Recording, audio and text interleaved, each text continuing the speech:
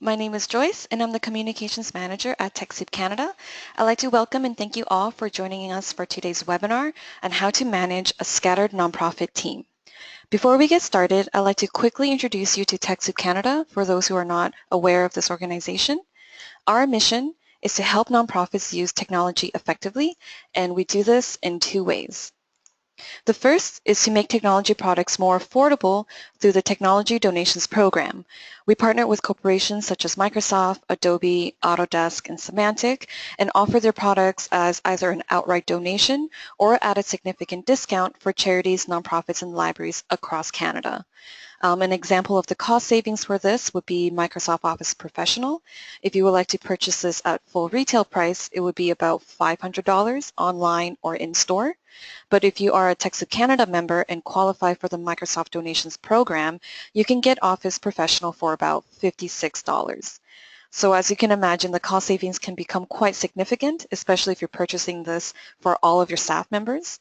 Creating a TechSoup Canada account is absolutely free, so if you'd like more information, please visit our website at techsoupcanada.ca. The second way we want to help nonprofits is to create and curate nonprofit tech resources. We write blogs, we create content on social media, we host events and webinars such as this one to help nonprofits learn more about the technologies that can help them in their day-to-day work. So if there's a topic that you'd like to learn more about, please let me know. I'm always delighted to hear back from our members about what topics are important to them and what they would like to learn more about. We are also part of the Center for Social Innovation, which is a nonprofit co-working space, community, and launchpad for people who are changing the world. And TechSoup Canada is part of the Global TechSoup Network, where we partner with many countries to offer technology as a donation or discount worldwide. For today's webinar, you can use the GoToWebinar panel, which is typically on your right-hand side, to change your audio settings, enter your questions, or chat with us.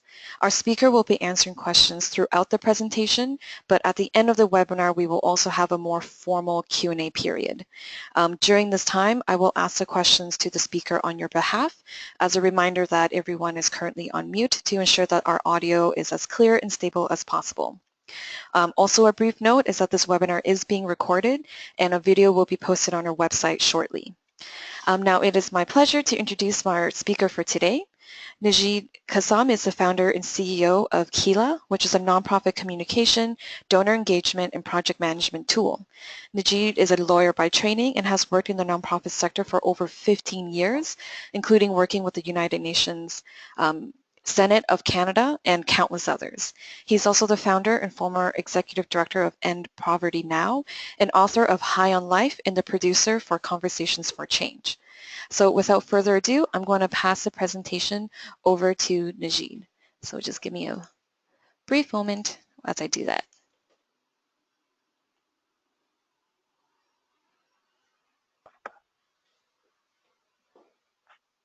Thanks, Joyce. No problem. Can you hear me? Yes, I can hear you. Is you. this okay? Can you see my screen? Yes. Wonderful. Well, after that incredibly embarrassing introduction, I would say thank you first. We're really happy to be here. I'm happy to be sharing some of my experiences with all of you today.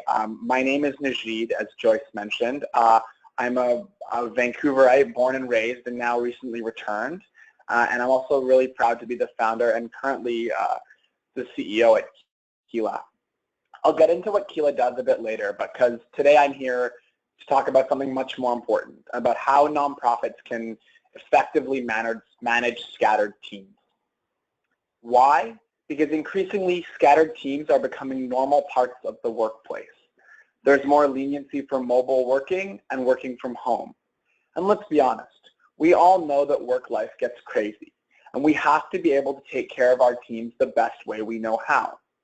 One of those ways is by allowing people, our staff, our team, our volunteers, to work freely and from anywhere around the world.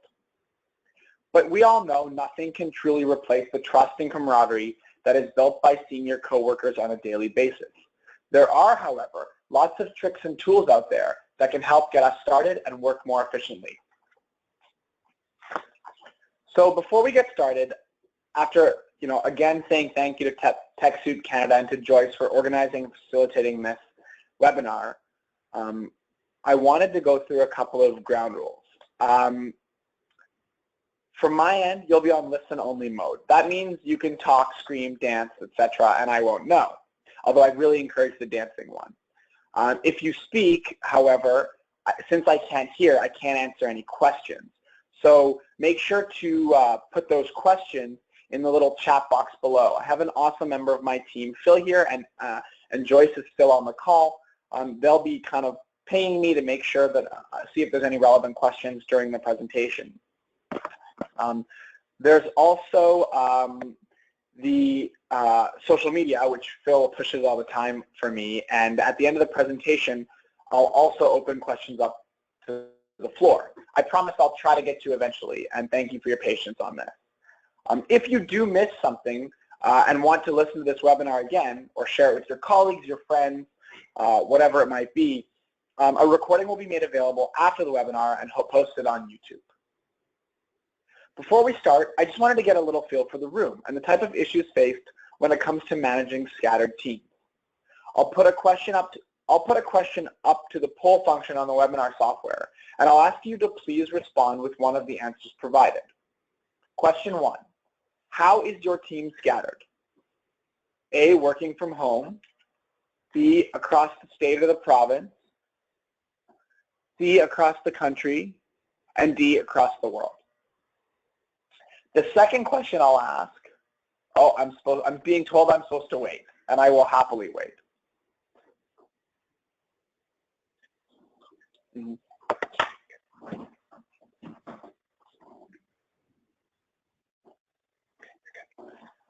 So before we get to the next question, I'll say this. About 42% of the people who are listening today said working from home. And the next biggest cohort was across the province, with a little bit around the country and a very small around the globe. My next question is, how often do you see your whole team in person? At least once a week, at least once a month, at least once a quarter, at least once a year? And if you've never met your team, just put it in once a year, because we don't have that option actually.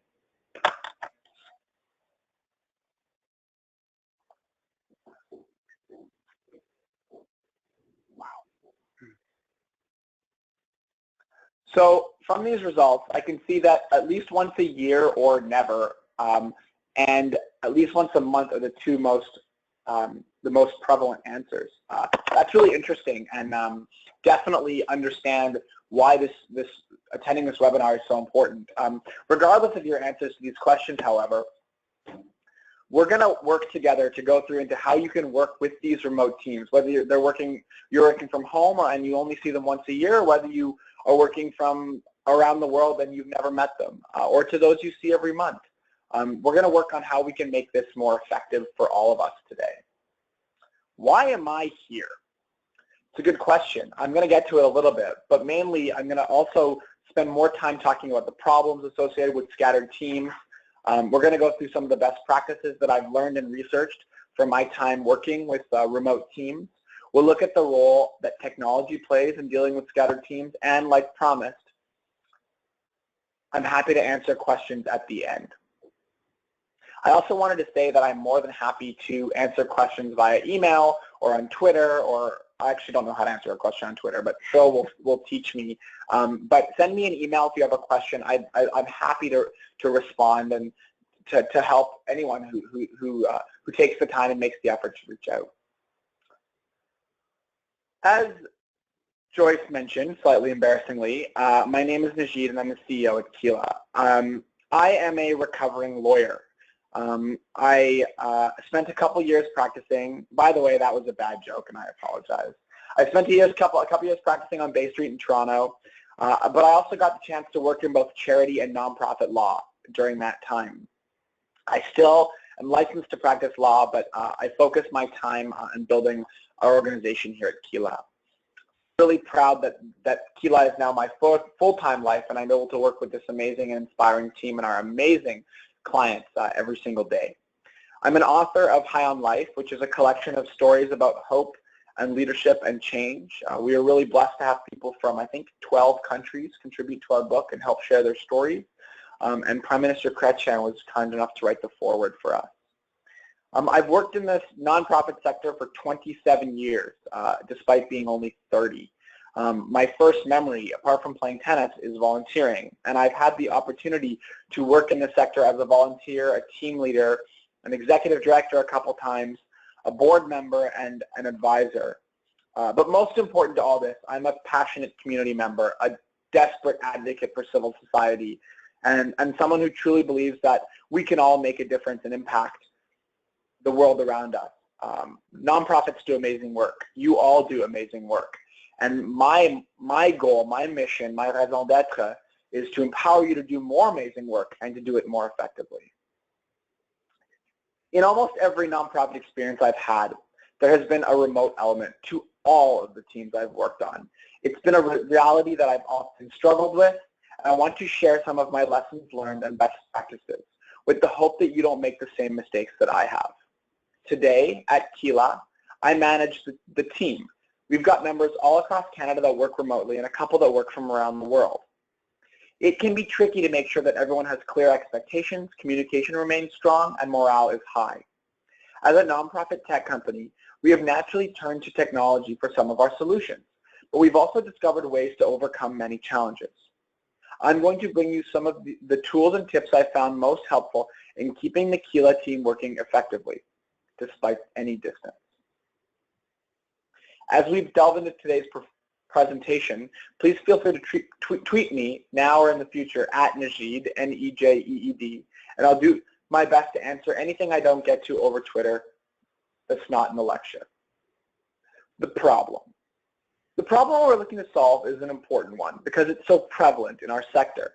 As we all saw from those polls, almost all of us, daily, weekly, monthly, yearly, do not see the people we work with most closely. Mobile teams are both a powerful and popular way to accommodate our teams in the best skill set, but there are challenges that can come from remote teamwork. You can see here the relationship between a team's performance and their dispersion. There appear to be two sweet spots. One is when everyone is on the same floor of the same building, so office tower on the same floor or in a little house somewhere working together. And the other one is when everyone is in the same city. Once countries and continents are brought into the picture, it is clear that our team isn't able to perform nearly as effectively. We need to create different scenarios that mimic the interactions that a team all sitting on the floor or at least meeting regularly in the same city would experience. Here, you see that the biggest difference between virtual and face-to-face teams is that managing conflict and decisions, as well as expressing opinions, gets a lot more tricky. We all need to have a set of tools that help us to mitigate potential conflict, have clear processes for decision-making, and when we have, and I have no doubt, when we have strong communication channels, we'll be able to more effectively build trust and encourage everyone to share their ideas and opinions. Today we're talking about scattered workers in two ways. The first of those is the majority of you who work from home. In fact, according to the nonprofit HR report, some sort of tech resource, up to 43% of nonprofit organizations have telecommuting policies. These policies are rising, and organizations need the tools to effectively manage their teams when they are not in a physical office. Obviously, the second type of scattered worker is those that are working in different offices or locations than their team members or managers. That's also some of us here today. Organizations often function at a global level with teams of volunteers and board members all around the world. We need to work in a dynamic and effective way. But let me be super clear. Mobile workers and scattered teams are not a bad thing. They are worth the pains and challenges. In fact, they're amazing. From an organizational standpoint, it widens your net in terms of attracting talent. You're able to access people who are great assets for your organizations, regardless of distance barriers. With the work we are all doing, having the best people matters, and these people may not be in our backyard. Mobility also helps to strengthen the overall morale of your workforce, allowing them the flexibility to work effectively in a way that fits their lifestyle, managing kids or people they're taking care of, etc. It just makes things more, more accessible. The most important thing we need to think about is doing things strategically. As my dad always says, we don't plan to fail, we fail to plan. And this opportunity, these lessons learned, are that opportunity. At Kila, our work culture is a mix of the two. People are working from home across Canada, and we've learned a lot from this process.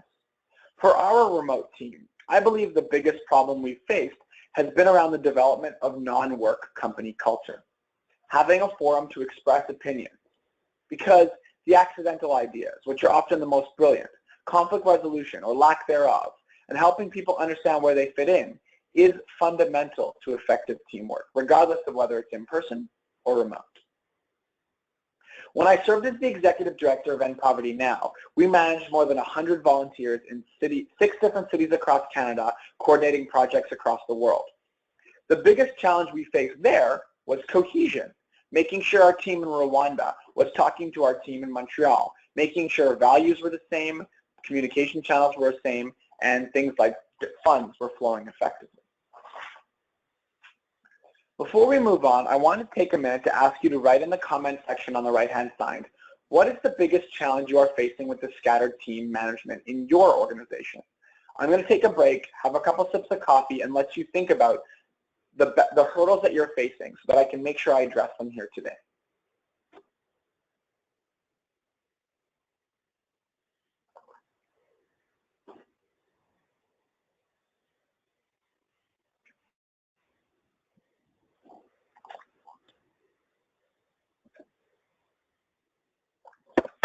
Some of the common problems that may come along with a scattered workforce include a lack of trust, poor communication, low accountability, low morale, and loneliness.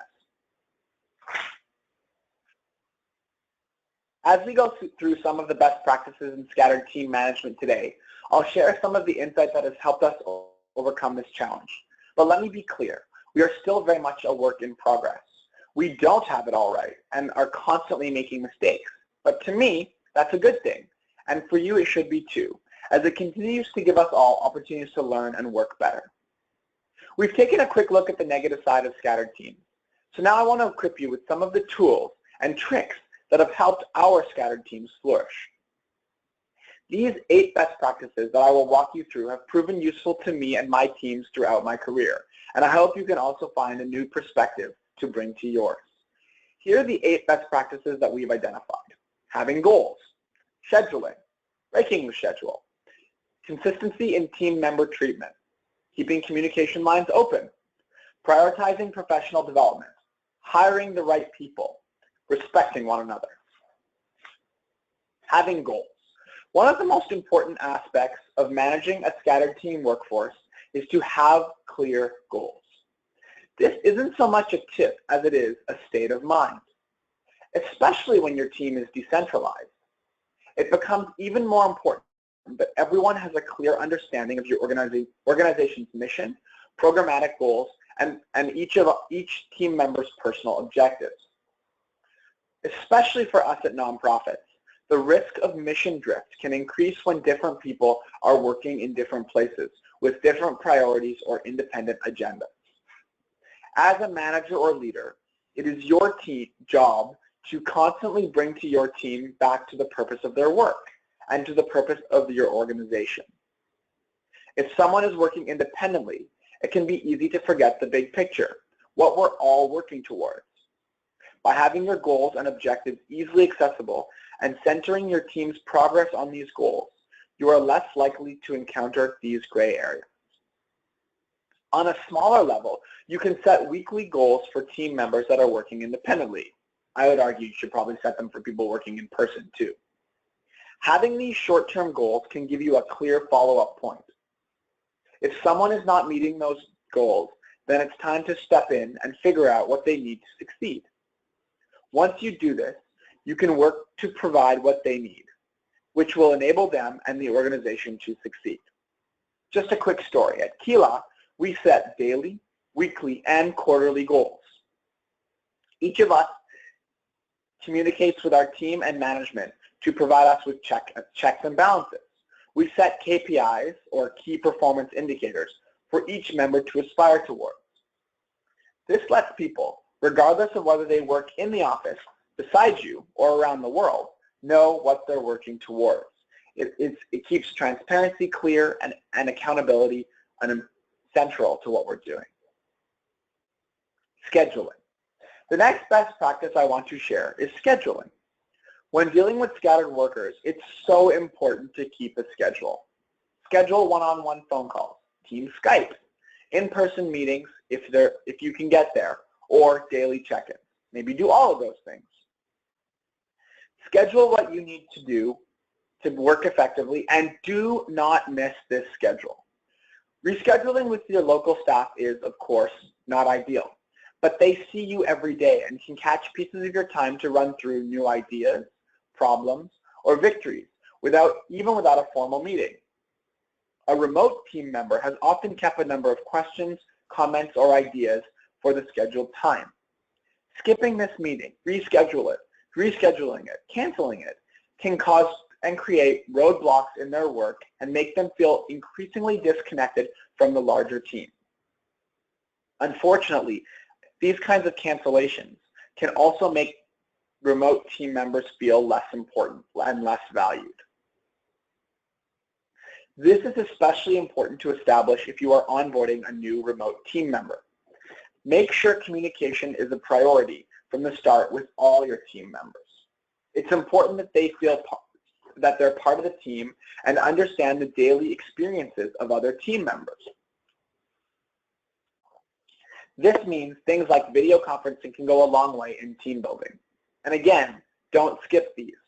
They are important. They are so important. I know when you try and get 5 people or 10 people to take 10 minutes out of their schedules, someone is bound to have a pressing item they would rather be addressing. But if you set a limit, say 10 minutes on a meeting, people will know exactly what to expect, and they can schedule around these meetings. But always remember, and this might sound a little antithetical to what I just said, don't just call for the sake of calling. Don't set up a Skype for the sake of Skyping. It's important that communication have direction and purpose. Make them count. Make an agenda. If there's no reason for these meetings, they will be viewed as a waste of time, and people will disengage, not show up, or just be bored. I'll tell you another story from Kila. Excuse me. At Kila, we have a team member in Nepal. His name is Ayush, and he's amazing. The time difference can be challenging. Nepal is a lot of hours ahead, I think 14 or something. But we have to find a way to make it work. So the members of his team manage their own schedule through flexibility and creativity to have regular calls with them that align with his mornings. That's usually our evenings. He meets with his manager every single day, and on Monday night stays up late so he can partake in our all-hands-on-deck Monday morning huddle. This way, Ayush is still a big part of the team and always knows what's going on with our organization. This doesn't work if Ayush does not have a clear understanding of our expectations. Sure, there's a bit of sacrifice from each side, but most important thing is that both sides are engaged, happy, and work continues to be done as effectively as possible. Breaking the schedule. Although completely counterintuitive to my last point, the third best practice I've come to learn in managing a scattered team is the willingness to break schedule. And this I don't mean canceling or rescheduling, but being open and comfortable to communicating outside of the scheduled time. Do you schedule with your best friend at a time that is appropriate to call them? Probably not. Although my wife and I do a pretty good job of scheduling.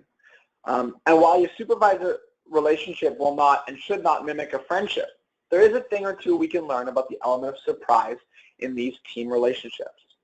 The Harvard Business Review highlights the importance of initiating impromptu interactions with your remote team. You are literally trying to replicate the water cooler moments. While it probably seems a bit awkward at first, a little effort goes a long way. This can be small interactions that work to build trust in your professional relationship, which, for example, are sometimes built on not talking about work at all. Trust is really key here. At Kila, we have a hashtag random group in our chat that allows us to have our team members mimic the water cooler despite the distance we have. Reactions to elections, personal victories, a great sports game, a bad date, everything that's appropriate is on the table. It's important not to abuse this type of conversation and let it take over your organization's work culture, but instead build it to make it an outlet for these kinds of interactions, the same way that if your team was sitting in an office together would undoubtedly happen naturally. This is a great way we've found to build trust and to better learn about each other's personalities, senses of humor, and passion. When you learn this about the team members, you're actually able to better relate with them when it comes to work issues. You understand what drives them, the things that they're interested in, and it helps to work more effectively. I'm going to steal just a sip of coffee. Consistency in team treatment. I want to talk to you next about how it's easy to fall into the trap of favoring the team that is directly in front of you or in the same city as you. You go through your days with these people or see them on a regular basis. You watch their failures and their successes, and they see yours. They see you confident. They see you vulnerable. The trust by looking in someone in the eye and understanding their emotions The trust built by looking someone in the eye and understanding their emotions at a particular time cannot and will not be replaced. However, it is important to make sure, as a leader, you are maintaining consistency in staff treatment, regardless of where they work. Did you take your local team out for a treat last Friday because of a big win? Maybe you got funding for a new project. Do you regularly sit and have coffee with your local team? All of these interactions build strong relationships. They show your team how much they are valued.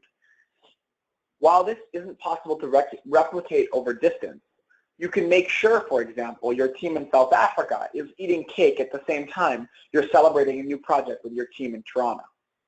It's these small efforts to ensure equality that help build positive culture amongst the team as a whole. At End Poverty Now, this was a big challenge for me. As you can imagine, I love my team. I love my team, all of them. They're brilliant, inspiring, hardworking, passionate young women and men. Actually, they're not all young, so I should be careful. However, for those who are in the same room as you, or in the same office as you, or in the same city as you, it's easier to see their hard work, and thus it's just easier to appreciate their hard work. But it's also easy to forget the hard work being put in and day out by those working remotely. I remember one of my team members in Toronto was feeling like I was picking favorites, engaging and communicating with my Montreal-based team when I was at End Poverty Now. This specific team member in Toronto felt like she wasn't part of the End Poverty Now family in the same way. Of course, in my heart and in my head, I valued her work just as much, and she was on our executive.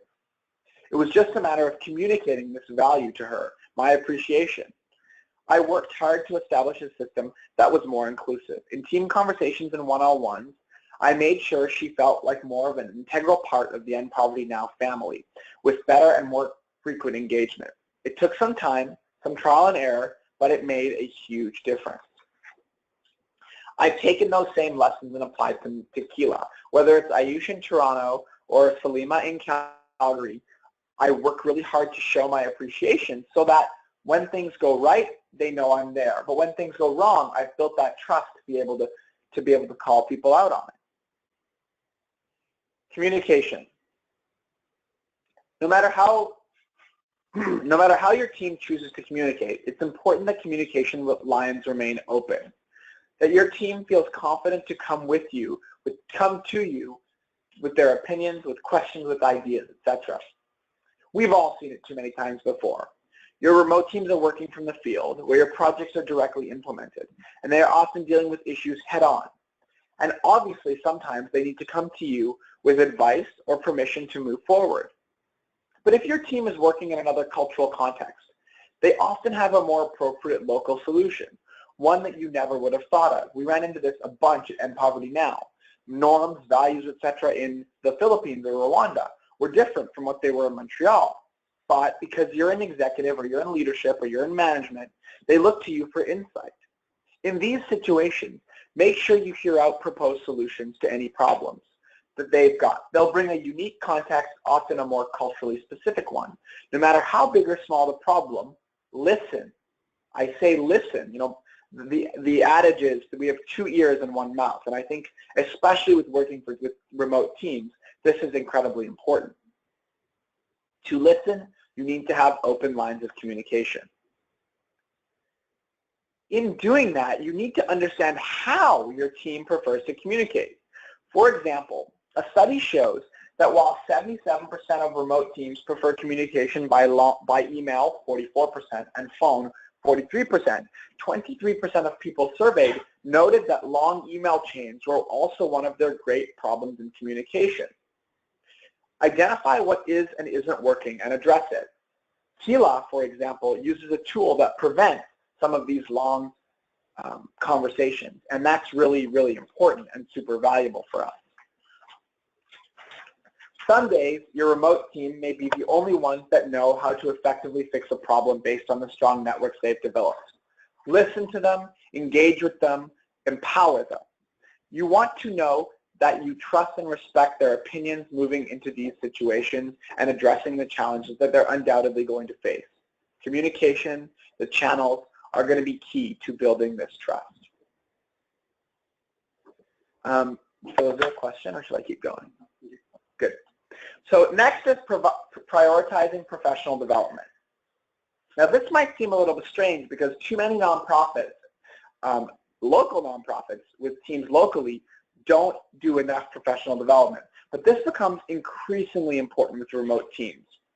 There are aspects of professional development that happen simply by being with a team, seeing how people handle different situations, and stepping in to support each other when needed.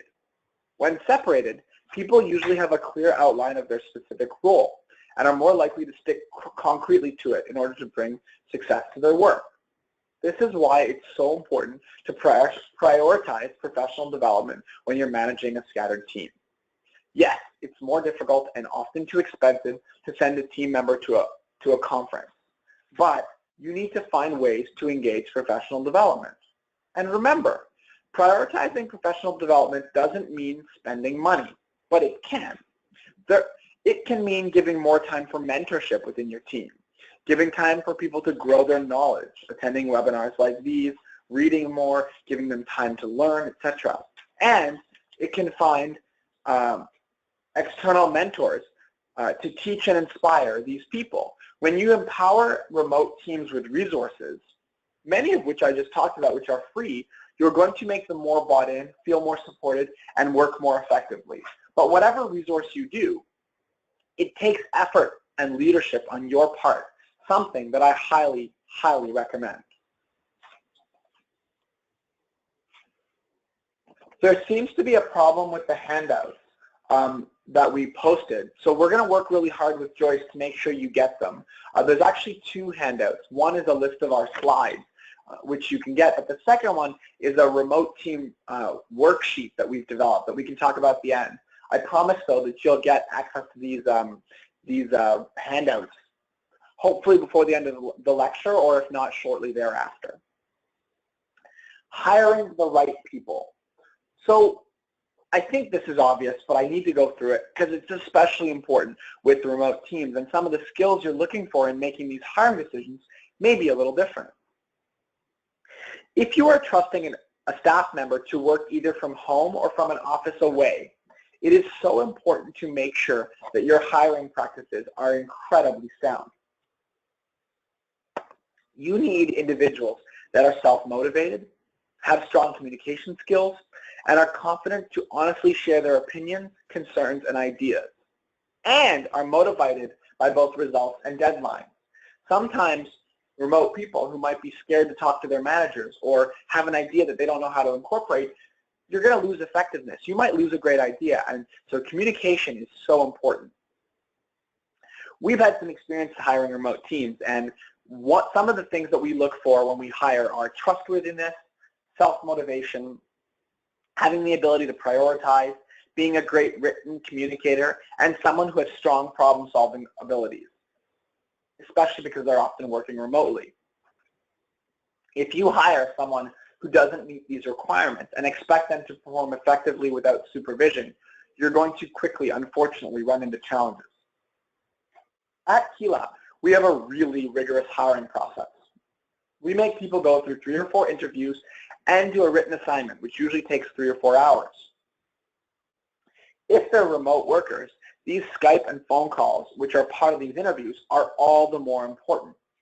Testing communication habits and processes helps us figure out whether someone working remotely could be a good fit, not just with skills and knowledge, but also with communication and organizational culture. And please note, this doesn't just apply to our paid staff. Picking the right volunteers, putting them through a rigorous vetting process is equally as important. Just because they don't get paid doesn't mean they don't have a cost. Managing volunteers takes time. Managing remote volunteers takes more time. And if they aren't a good fit or do poor work, there's a cost. And this cost means less time is spent on impact, which is what we all really care about. Respect. And I think respect is so important, but in some ways, it's something I've really struggled with. And no, not respecting my team, but respecting my team's time. We work in tons of different time zones. Maybe someone starts at 7 a.m. Eastern time. Others, because they work in BC or whatever, start at 10 a.m. or 11 a.m. And that's if you're lucky. I usually start at God knows when a.m. But time zones make it important to have clear guidelines of your team's schedules. And this is where I struggle. Don't send an onslaught of emails or texts or phone calls at times when people aren't working. Trust me, it can really demotivate staff members. And while you might not be conscious of it and not doing anything, on purpose or not disrupting people on purpose, it can have devastating effects, especially if your team members are working from home, like so many of us on this call. It is up to you as a leader to ensure that boundaries are set and that people's personal lives are not compromised. There's no faster way to ruin someone's morale than slowly chipping away at all the time they spend with their families and doing the activities that bring them joy. In fact, there are many studies out there that show increased work hours beyond a reasonable workday do not actually increase output and productivity. Excuse me. Aaron Reed, a professor from Boston University, revealed in a study that managers could not tell the difference between employees who actually put in 80 hours of work and those who pretended to. There are subsequent studies that reveal overworking can lead to stress and subsequent health problems. You will no doubt have happier employees that produce a higher caliber of work if you ensure that their work-life balance is appropriate and respected. This is harder to do when you are not there to see that they close their laptop and make sure they leave the office. Make sure you're communicating with your remote team to drill in this value because it's really important. Now, we have touched a little bit on the power of volunteers, but as we all know, volunteers are a big deal. Whether it's an individual, a few, a large group, volunteers can make a huge impact. But volunteering has changed quite a bit over time, and I just wanted to spend a quick comment on this. No longer can you simply associate volunteer with door-to-door fundraising, planting trees, or picking up garbage. Volunteering has become so much more customized, with skills-based volunteering becoming more and more popular. Increasingly, stakeholders want volunteer opportunities that match their particular needs. Being associated with a cause, with an issue area, is no longer enough. It's undoubtedly clear that your volunteers or your potential volunteers are looking for more robust and meaningful ways to engage. And with that comes more administration and innovation when dealing with these requests, especially for those that are working remotely. Micro-volunteering, like those at Catch a Fire, where people can use professional skills to help nonprofits, has shown that even volunteering has become an effort that is managed over scattered teams. It is all the more important that you bring the right people into the team, people that you can manage using the same tools you would manage your paid staff with. At the end of the day, we're all working together to create greater impact for our causes. It's the same team. As leaders, it's our job to leverage the skills and knowledge of everyone working with us, regardless of where they are. Finally, my favorite, leveraging technology. My favorite way to improve scattered team management is tech, and specifically cloud-based tech. Cloud-based tech means software that can be software, tools, etc., that can be accessed from anywhere in the world, as long as you have an internet connection or a cell phone. Technology is like this, is making remote work possible, and technology is going to be one way that's going to help you succeed. Tech is our friend. You have a cell phone with you all the time. You have Skype or FaceTime. You have messaging systems. All of these things let you keep contact with your teams in ways we could never have imagined before. Better yet, there are great project management tools, ways to upload and share files easily, ways to communicate better. Quick question, what tech are you currently using to manage your remote or scattered team? If you could answer in the comment box, that'd be great. With tech, you can know exactly what tasks your team is working on, how they're progressing, and what struggles they're facing, all with the click of a couple buttons. There are lots of platforms out there that can help you manage your projects and tasks with your team members. You can use resources like Capterra or G2 Crowd that lists top softwares for different functionalities to help you with your different processes. With remote teams, using cloud-based tech, which they can access from anywhere or everywhere, becomes key. I'll take you through some of the things that the Kila family uses. Slack. This is our virtual team's office, and it seems like it's the office of many of you guys. At Slack, using Slack, we have conversations, many conversations, but it helps us keep these conversations in one place, and it avoids the evil, super long email threads. Google. God bless Google. We use Google Drive, Google Docs, Google Sheets, Google Calendar. We even run our organization's email through Google. Cloud collaboration is key with our remote team, and Google's app set allows us to work on documents in real time. It allows us to make changes and be nimble in all of our work. It allows us to manage our calendars. And final, we're very grateful for Google, and Google's really great to support the nonprofit sector, so you can find out how there's lots of discounts that you can use. Skype. I don't think there's anyone in the world who uses Skype more than some of my team members. We use Skype to bring our teams together. I use Skypes with our team every single day. So does Sam, and so does Salima. Through video calling, especially seeing someone's face, no matter where they are in the world, we are able to alleviate some of the feelings of alienation. Remote workers are literally in the room, and Skype makes that super accessible. So does FaceTime. Actually, for all of you who use Slack just launched a video service, which is really cool, and I recommend checking it out. A CRM. A CRM can stand for a community relationship manager or a contact relationship manager. Basically, it's a list of contacts with lots of really important information. At Kila, I'll be honest, we use Kila. Find a system that works for you, but you need a CRM that will keep track of your contacts, your stakeholders, your relationships, your donors. Make sure whatever you use is powerful and easy to use. It tracks all of your interactions, and it keeps the ability to keep it gives you the ability to keep all team members who are interacting with those contacts the ability to keep abreast of what's going on. Nothing is worse than reaching out to a stakeholder a couple of times for the same thing. It makes you look less professional and makes them less motivated to give or engage. A project management tool. Again, we use Kila, but there's lots of options out there. You could use something like Asana or Trello or whatever. Whatever you use, keep track of your projects and tasks. Assign them to your team members. Interact, and most importantly, be able to see progress in real time. This gives us all the ability to keep all of us, ourselves included, accountable. Now, obviously, sorry Joyce, but I have to say something about Kila. It's my job as the leader here of our awesome team. Kila honestly is the masterpiece of my life work thus far, because it helps hundreds of nonprofits with their work every single day. Someone on our team told me that we're actually working in 13 different countries now, which is an honor and an incredible responsibility. A lot of these people manage their teams remotely, and because of that, I think Kila is super relevant to today's conversation. How does Kila help with remote teams?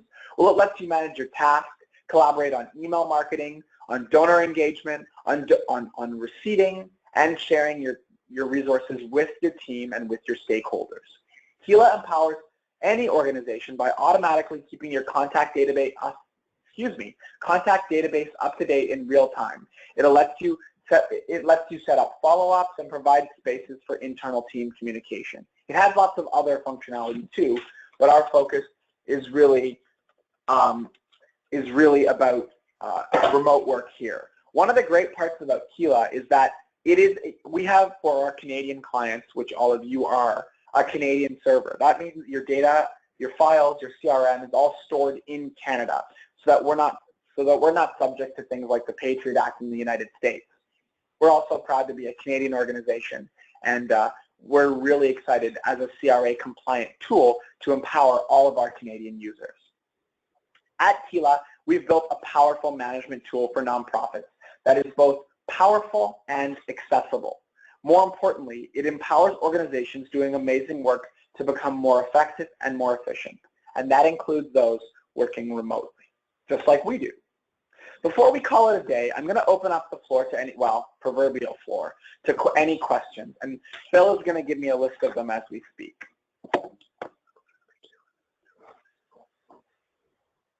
What is the tool Kila uses to prevent long email chains? Great question. Well, we use Kila.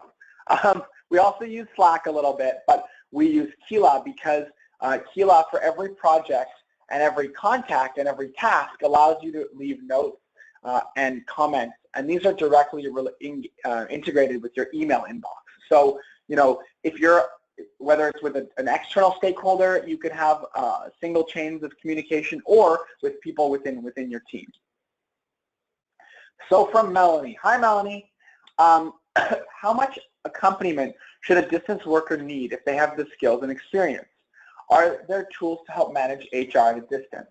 Melanie, it's a good question, and I think it's not going to be the greatest answer, but it really depends on the person you hire. I think in this, what's most important is that you are onboarding your team really effectively. Make sure they understand what their job is, what their roles are, what resources they can draw from. And if you do that, and keep open communication channels like we talked about, you should be able to, they should kind of manage themselves.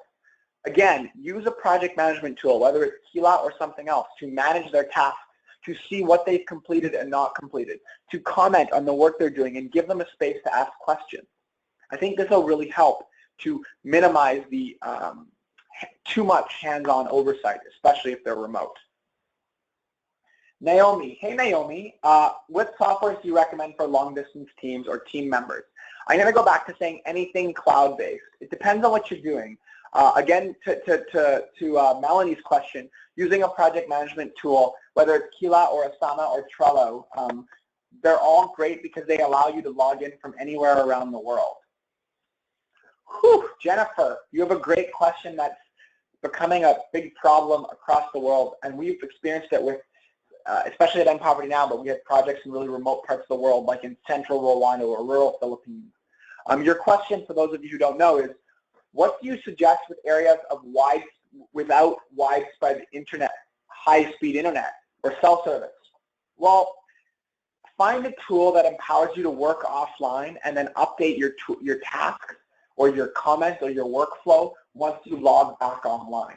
Kila is actually working on this for our remote app, which is going to come out at the end of this year or maybe in Q4, but something that allows you to online, offline work so people can still constantly be updating their tools, and when they have a high internet connection, it'll upload it. The other thing is some things like Google's apps will allow you to use a low bandwidth version, and that's really valuable too. But this is a problem that even Mark Zuckerberg is working on by trying to build high-speed internet tools everywhere around the world. That being said, honestly, sometimes it's rural Western countries that have the worst internet, because places like, I know I have a friend working on high-speed internet and fiber optics in Kenya. They're building new infrastructure quickly. So people in Thunder Bay or Nunavut are those that are often suffering much more than they are in some of the developing world, or what we used to call the developing world. Maurizio, it's nice to meet you. You asked the question, what resources or tips would you recommend if we work with remote staff with little or no technical expertise? It's a great question.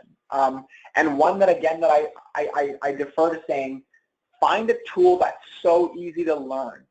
The average nonprofit staff member and volunteer is between 45 and 60. This is a demographic that is phobic, to say the least, of technology, and especially new technology. Find a tool that's easy to use. And again, make sure you empower them with the resources, the video training, whatever it is, to teach them. Again, I can speak to at Kila, we've built our tools with the 50-year-old in mind. So we offer a lot of training tools and easy to learn tools that allow these workers who are tech phobic or not as technologically sophisticated, and I don't say that in a bad way, to actually feel like, wow, this tech empowers me and it's not a burden. The worst thing that any of us can do is to grab technology that's too complicated and makes these remote team members less effective. That's a huge challenge, and one that at least we at Kila are working really hard to solve. From Cheryl, what to do about a manager that doesn't respect work-life balance? Cheryl, I often used to be that that manager, and I've learned the hard way. I think the key thing goes back to one of those 8 tips, especially if it's remote, and that's communication. You are going, as a manager, you're going to frustrate and eventually alienate your workers if you don't respect them. But sometimes crazy people like me don't know what work-life balance is for different people. And that means we as managers need to communicate with our team members, but also us as team members need to communicate with our managers what our expectations are for work-life balance. If they don't respect it, people will quit. People will find better jobs, or they'll do less effective work. I'd rather a team member do more effective work less than less effective work more. But that goes back to communication, especially, which is challenging with remote team members. Again, it goes back to building water cooler moments, building trust, and making sure that we can have the rapport to have those tough conversations. Janice asks, easy to learn tools is a great suggestion. How do you know what's easy? Well, obviously at Kila I'm biased, so Janice, it's hard to not plug Kila here. But what I will say is you can look to things like Capterra or other review softwares. Easy to use is one of the criteria upon which they are graded. Otherwise, send an email to somebody like TechSoup, to somebody like Kila. If it's, we are always happy to tell you our feedback and experience on other softwares, even if it's not our own. We care about empowering the sector, and that's not always using Kila. And people like Joyce and her team at TechSoup, people like Phil and our team at Kila will help you if you ask those questions. Also ask your peers. Our community, and I mean that as the nonprofit sector as a whole, cares about each other. We shouldn't be competitive. And so people will know. You'll start to get into a groove, and you can ask your peers about these questions. They'll know because people have tried and failed, and people have tried and succeeded with lots of software. But again, find a software that's built by people from the sector for the sector, because that's what's going to be the easiest for us in this conversation. From Ken. Ken, do you have any concern with storing information on Google servers in the US?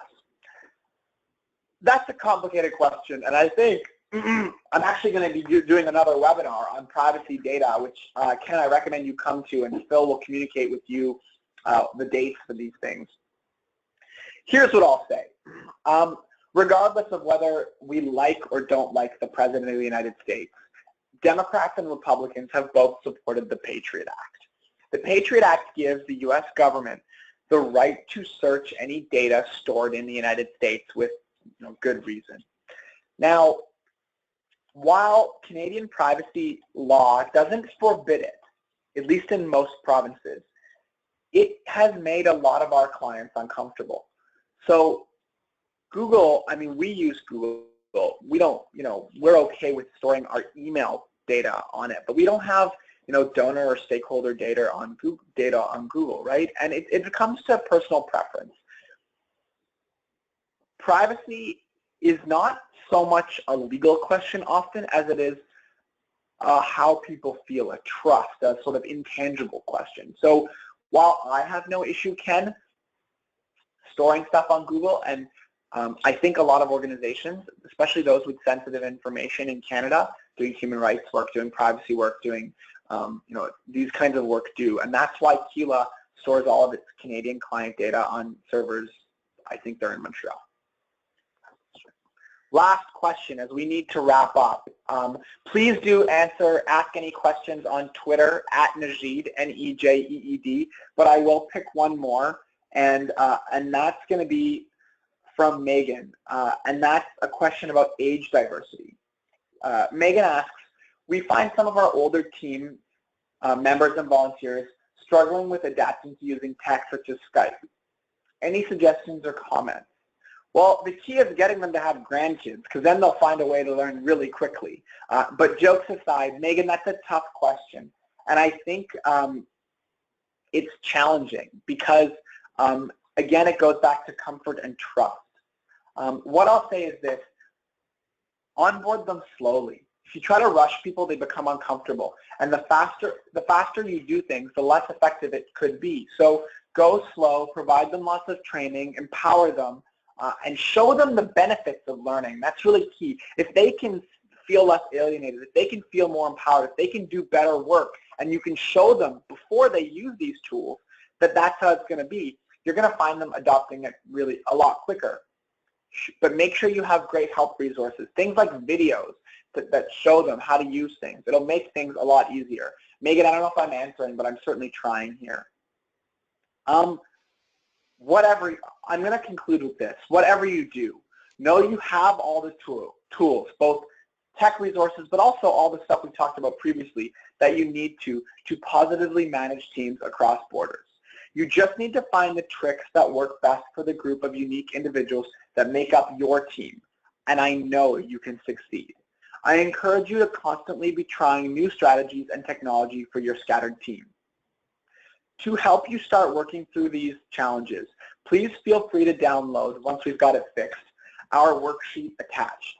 This will help you formulate your thoughts and better create a plan for remote work and strategies to most effectively engage remote workers.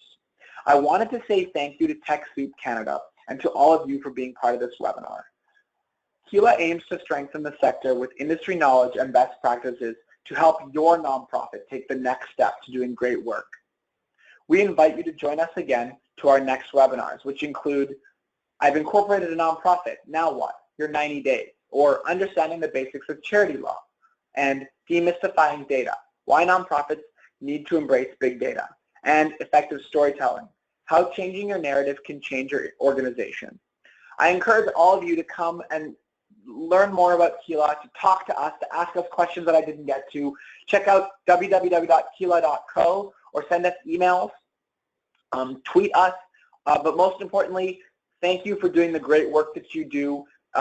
Civil society, which all of us are part of, is so fundamental to democracy. You're making our country and our world better, and for that I will continue to serve you all and work hard and say thank you for doing your work, and thank you to Joyce and TechSoup for making this happen. Joyce, I assume I'm supposed to hand it to you, so I'm going to do that now. Nejeed, for answering all of our questions, and I know everyone, if your question has not been answered, please fill out the post-webinar survey that will launch after this webinar is over. It should pop up right on your screen. If you have any outstanding questions or you want to learn more about how Kila can help your nonprofit, or if you're not familiar with TechSoup and you would like us to reach out and help you with your tech needs, just fill that out. and then I'll get back in touch with you and connect you to the right people. Just a reminder that this webinar is being recorded and will be available on our website. I'll also attach the recording in the post-webinar email follow-up and the handouts. I've been getting mixed reviews that it's not working for some people, working for others, so do try to use Firefox Mozilla Firefox to download the resources directly through GoToWebinar. I've also uploaded And it to Joyce, Box. Phil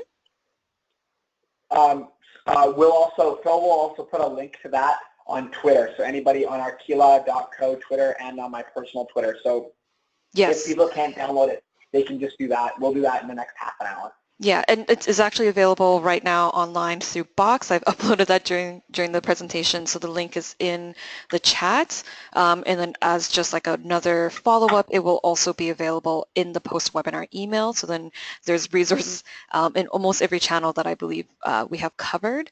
I believe that's everything. I want to thank you again, Nejeed and Phil, for joining us and teaching us about remote team management.